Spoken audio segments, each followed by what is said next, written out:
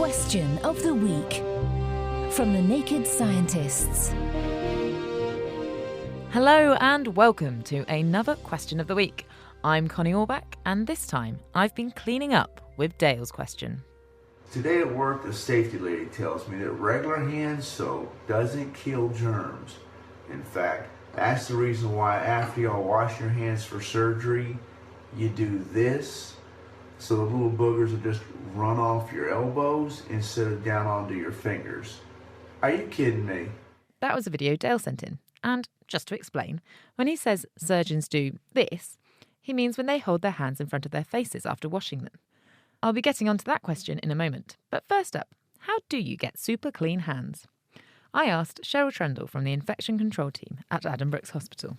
When you're talking about hand washing, the important things to know are when to do it, what sort of soap or what agent to use to wash your hands, and how you do it. And really, of those three, the most important is the good technique, so it's how you do it. Any soap will be sufficient, any soap will work, but it's important that you cover all the surfaces of your hands and you do it for the required length of time, and you need to do it before you touch a patient and after you've touched a patient. The required length of time? I always thought that just depended on how much of a rush I was in. Generally speaking, we say between 10 and 30 seconds, about the time it takes you to sing Happy Birthday fairly slowly.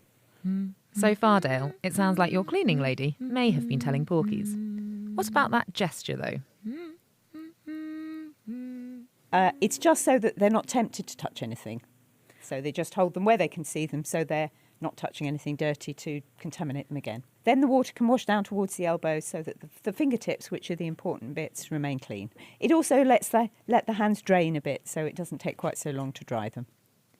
Well, there you go, Dale. There's some method to the madness, but don't ditch the soap just yet. Next week, we'll be defying time with Troy's question. If you were to live on Jupiter for 50 years and then return to Earth, what would the time difference be back on Earth due to Jupiter's increased gravity? Thank you.